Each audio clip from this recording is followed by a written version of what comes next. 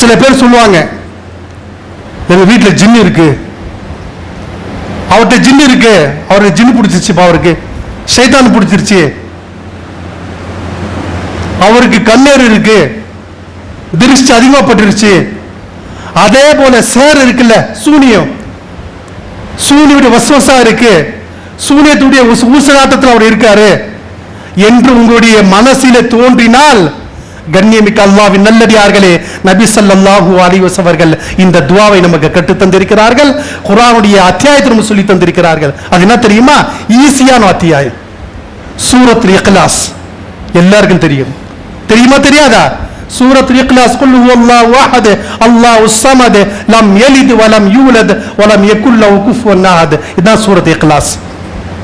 இரண்டாவது என்ன? சூரத்துல் ஃபலக். மூன்றாவது என்ன? சூரத்துன் நாஸ். இந்த மூன்று அத்தியாயங்களையும் ஓதி ஊதி கொள்ளுங்கள், அல்லது தண்ணீர ஓதி ஊதி குடித்துக் கொள்ளுங்கள். நிச்சயமாக எப்பேற்பட்ட ஒரு விஷ ஜந்துக்கள் இருந்தாலும் சரி, ஷைத்தானுடைய அஸ்ராத்துகள் இருந்தாலும் சரி, சூரியத்துடைய அஸ்ராக இருந்தாலும் சரி, அல்லாஹ் விரட்டி விடுவான் என்று அல்லாஹ்வின் தூதர் சொல்லி இருக்கிறார்கள். எனவே அன்பானவர்களே, இந்த விஷயத்தை நாம் கவனம் செலுத்த வேண்டும்.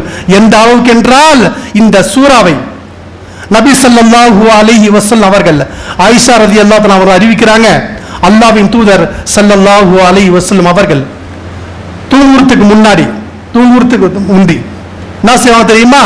இந்த மூன்று சூறாக்களை ஓதுவார்கள். கையை துவா செய்யறல்ல, அந்த மாதிரி கையை துவா செய்யற மாதிரி கையை வைத்து அதில் இந்த மூன்று சூறாக்களை ஊதி தன்னுடைய உடம்பில் எல்லாம் தடவி கொள்வார்கள். எதுவரையும் உடம்பெல்லாம் கையால தடவி கொள்ள முடியுமோ அந்த அளவுக்கு தடவுவார்கள் என்று ஆயிஷா ரலியல்லாஹு அன்ஹா அறிவிக்கிறாங்க.